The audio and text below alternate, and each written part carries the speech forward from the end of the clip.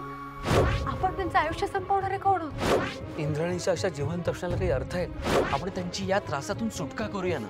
एक व्यक्ती गेली 7 वर्ष मृत्यूशी झुंज देते आणि आपण एक बटन बंद करून तिला मारून टाकायचं म्हणजे खूनच ना. ती देवी आईची मुलगी आहे. त्यांचं काय होणार हे फक्त देवी आईच ठरवेल. मी व्हेंटिलेटर काढायला कधीच परवानगी देणार नाही.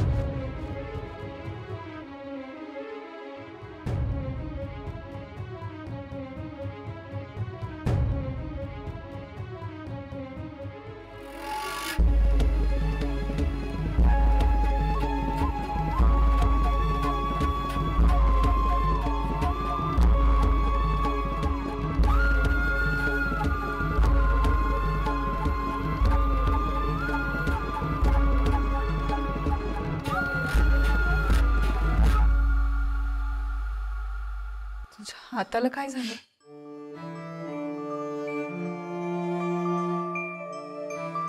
सांगते मी, आधी तुम्ही आत या.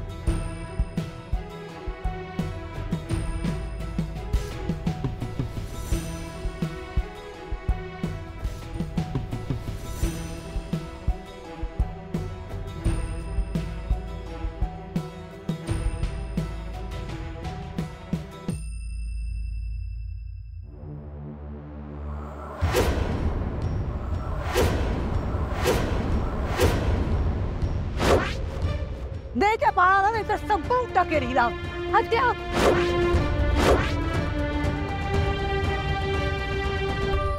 परत येईन मी.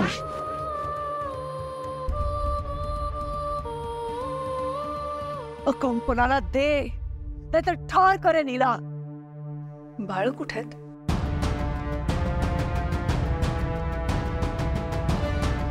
ईशा कशी आहे? वर झोपलेत का दोघी? मी जाऊन बघू का बाळांना?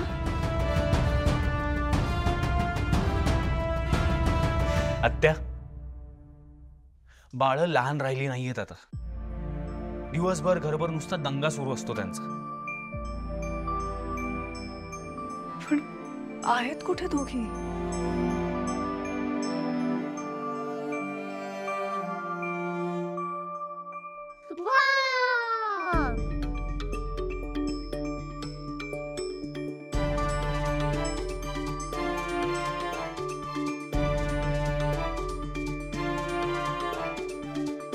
दोघी जणी जुळ्यात पण किती वेगळ्या आहेत. एक एकदम शांत आणि एक तेवढीच मस्तीखोर.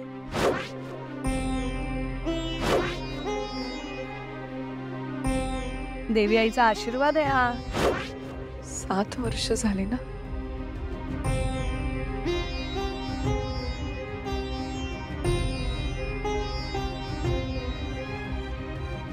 आत्या, ओळखा बघू कोण ईशा आहे आणि कोण रीमा आहे.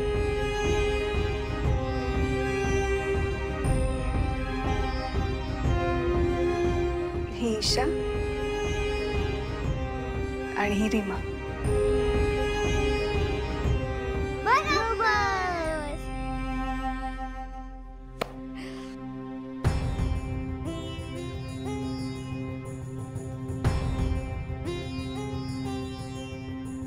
किती मोठ्या झाल्यात का दोघे.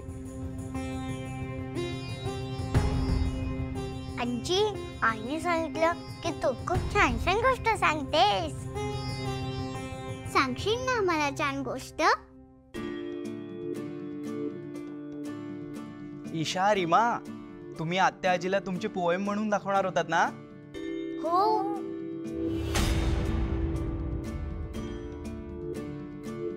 वेलकम वेलकम इंद्रायणी आईची. जमेल आता जोडी तुझी आणि माझी. खूप खूप आम्ही केलं तुझ्यासाठी वेट. येऊन घे आता मिठीमध्ये थेट.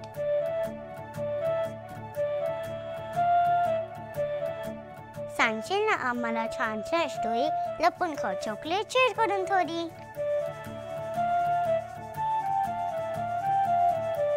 घेशील ना पाठीमागे आई ओरडेन तेव्हा, करशील ना दंगा मस्ती बरं असेल तेव्हा.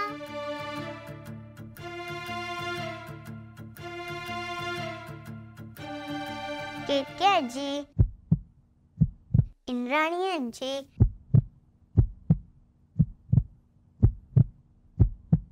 टीम आपली एकदम भारी.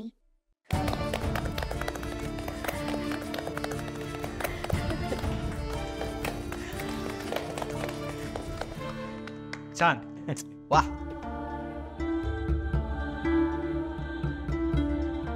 आजी तुला काय झालं होतं? तुला ताप आला होता का?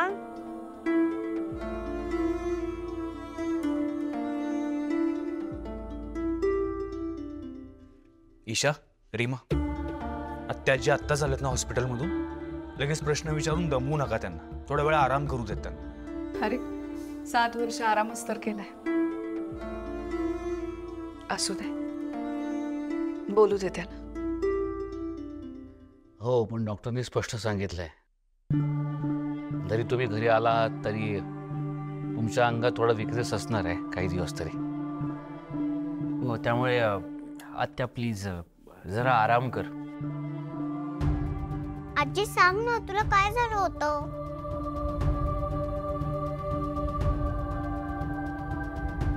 मी सांगते. एका वाईट आणि दुष्ट बाई बरोबर आत्याजीचं भांडण झालं होतं. मग ती बाई आपल्या घरात राहायला आली आणि मग तिने सगळ्यांनाच त्रास दिला.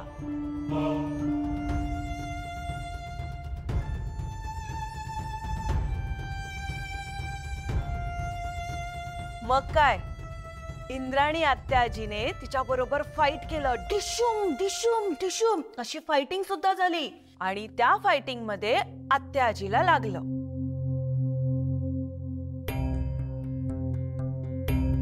आणि तुम्हाला माहितीये, ती वाईट दुष्टबाई राक्षस होती. राक्षस.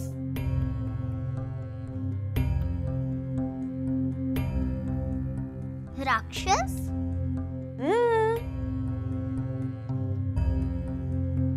तुला बोलली होते ना मी की राक्षस पण असतात.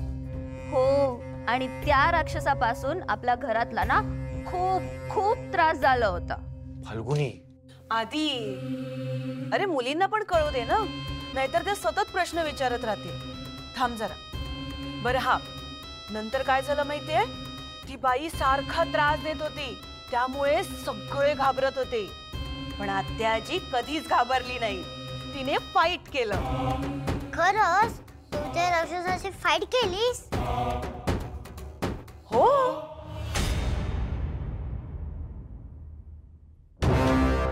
ईशा, रीमा, तुम्ही दोघी असं माणसापासून लांब राहायचं, ओके?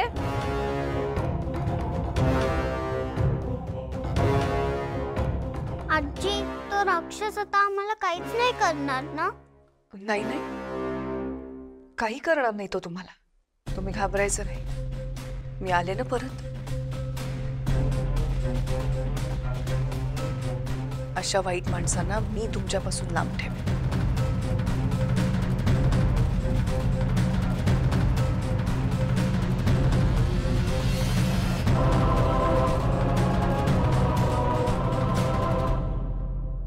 पण ती वाईट बाई कोण आहे? मी सांगते. थांब.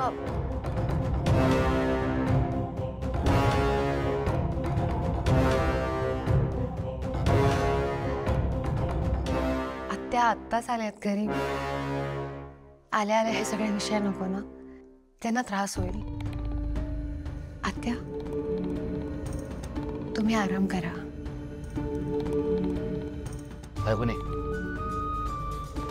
इंद्राणीनं त्यांच्या रूममध्ये घेऊन जा.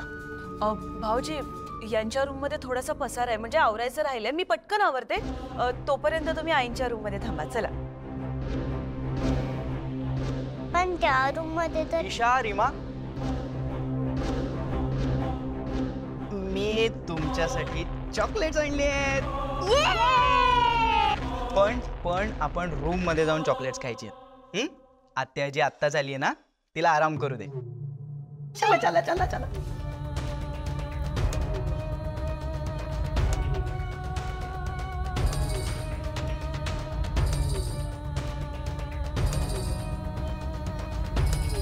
इंद्राणी, तुम्ही तुमच्या रूममध्ये जाऊन आराम करा. मला असं वाटतं ना, काही दिवस एकटं नको सोडायला. इथं की काही दिवसांकरता तू त्यांच्या रूममध्ये शिफ्ट होशील का? हो हो चालेल ना. आणि मी पण आहेच ना. आम्ही दोघे त्यांची मस्त काळजी घे, तुम्ही टेन्शन घेऊ नका.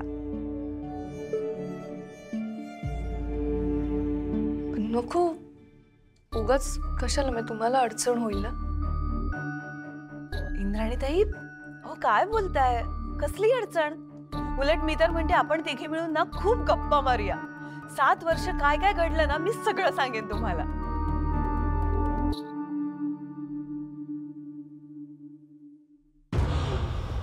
नाहीतर मी थांबते आत्यांसोबत. उगाच काकूंना त्रास कशाला ना. मी राहते तुमच्यासोबत. नेत्रा, अगं त्रास कसला त्यात? नेत्रा, या उलट तूच बिझी असतेस दिवसभर. म्हणजे घरच्यांचं करायचं, दोघींचं करायचं, त्यांना शाळेत आणायचं, सोडायचं, डबे बघायचे, अभ्यास घ्यायचा, किती व्यस्त असतेस तू. त्यापेक्षा आम्हीच यांच्याकडे लक्ष देतो.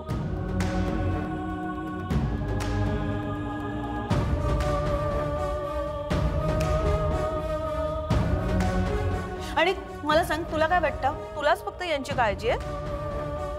ह्यात फक्त काय तुझ्याच आत्या आहेत? आम्हाला सुद्धा यांची काळजी आहे. ह्या माझ्या लाडक्या ताई आहेत.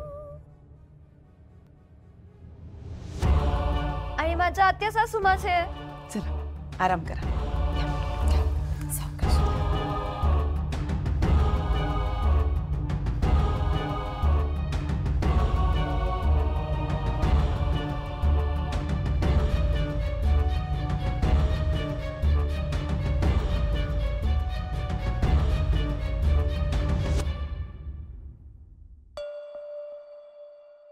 चल.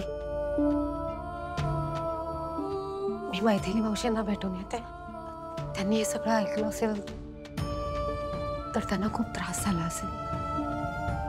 मी आलेच. ठीक आहे.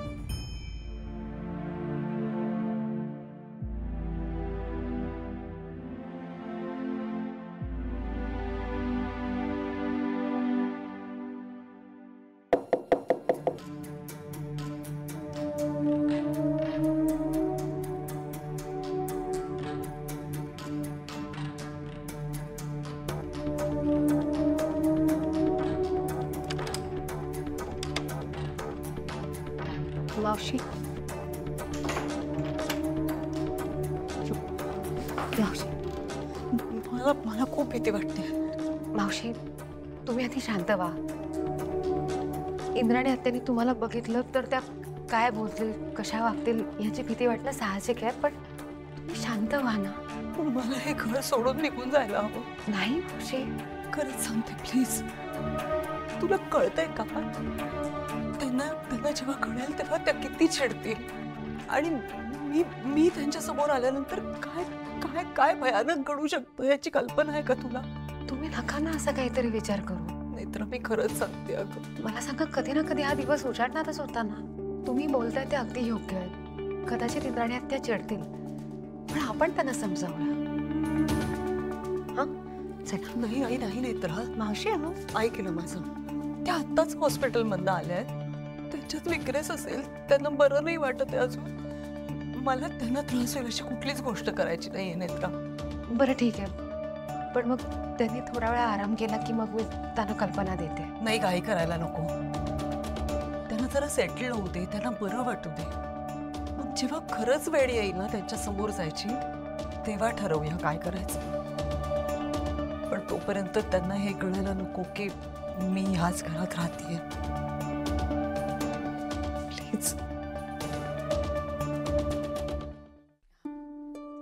प्लीज. काकू, पाणी आहे त्यांसाठी. आणि यात औषधं आहेत, रिपोर्ट सुद्धा आहेत. पाणी तिथे ठेव. बरं इंद्राणी ताई, तुम्ही आता आराम करा. आम्ही जरा किचनमध्ये जातो, जेवणाची वेळ झाली ना. तुम्हाला पण भूक लागली असेल. मी जरा डॉक्टरनी काय पथ्य पाणी सांगितलं त्या बाबांना विचारतो हां, आणि अजून काय औषधं आणायची का ते विचारतो. मी आलोच आत्या. आम्ही पण जेवणाची तयारी करते, येते. हा थोडा वेळ थांबा ना माझ्याजवळ.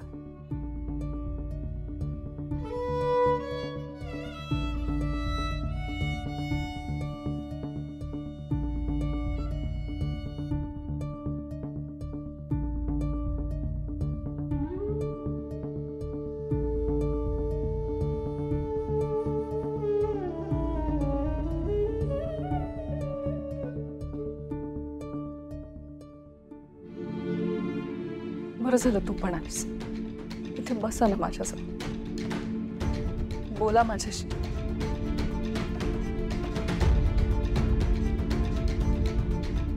सात वर्ष कोमात होते. माझा विश्वासच नव्हता ह्याच्यावर.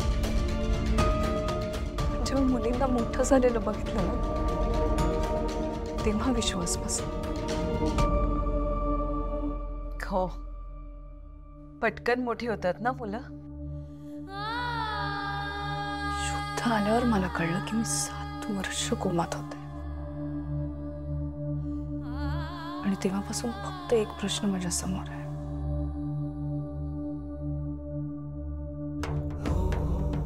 शतग्रीवचं काय झालं?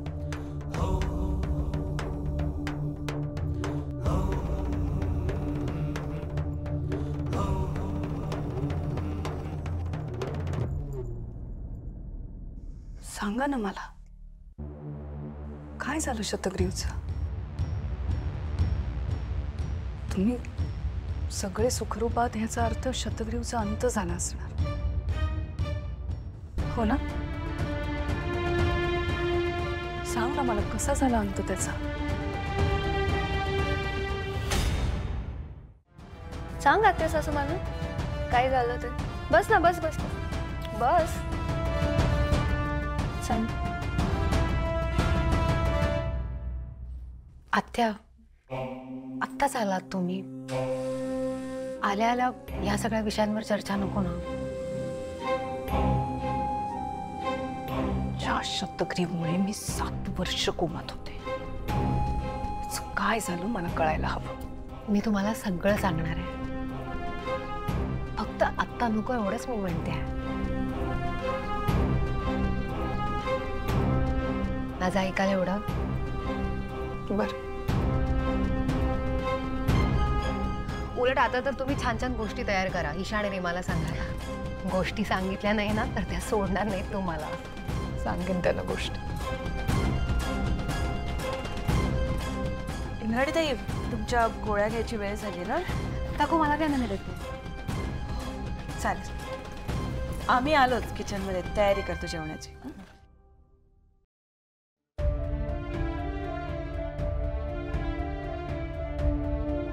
नक्की काही त्रास होत नाहीये? नाही, अजून मी तशीच दिसतेस तू. तोच प्रसन्न चेहरा.